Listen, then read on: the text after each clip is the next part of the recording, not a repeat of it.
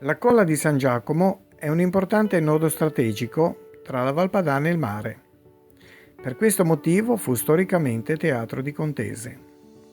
Lauro ci racconta un episodio avvenuto il 24 novembre 1795, quando una colonna francese, circa 40 uomini, al comando del colonnello Joubert, colse di sorpresa un'intera armata dell'esercito austriaco che stava salendo verso la Colla di San Giacomo. Gli austriaci fuggirono abbandonando 45 cannoni e 100 carri di munizioni.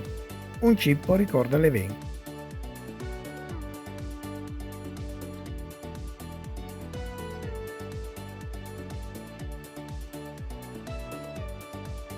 Siamo sull'alta via dei Monti Liguri.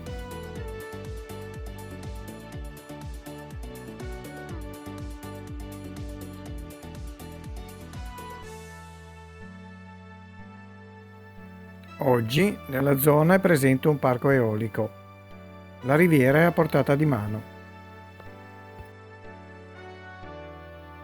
Dalla Colla di San Giacomo, lasciando le strade verso Mallare a destra e Melogno a sinistra, si prosegue lungo la Carrareccia centrale in uno splendido bosco di faggi.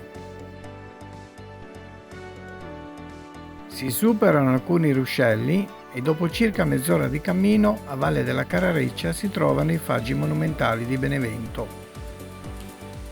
Il nome non ha nulla a che vedere con la città campana, ma deriva dalla barriera naturale al vento che i faggi, una volta più numerosi, offrivano alla zona. Attualmente sono rimasti solo 5 faggi secolari, di notevoli dimensioni e imponenza. Il più grande ha una circonferenza di quasi 9 metri e un'altezza di 34. L'età presunta è di oltre 200 anni. Sì che l'abbracciamo in 4. Ma sei disposto a pagarmi il caffè se sbagli? Sì. Fausto scommette un caffè per tutti che in 4 persone non riusciremo ad abbracciarlo. Rita accetta. Vediamo chi vincerà. Si vede? Rita, ci sei? Certo che ci Chi sono. paga il caffè oggi, Bula? Dai.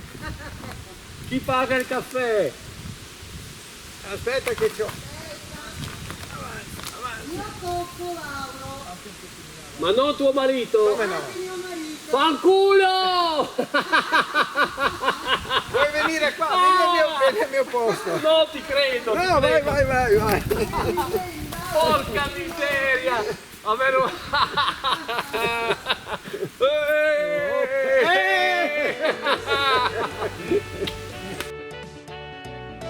È arrivata l'ora di tornare alla Colla di San Giacomo.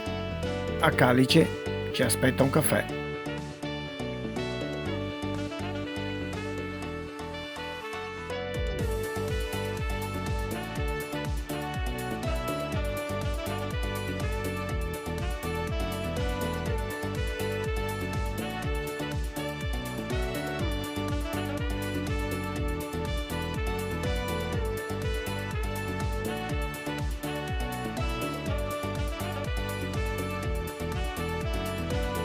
Però ci dovrebbe essere scritto qua. Perché l'ho visto scritto.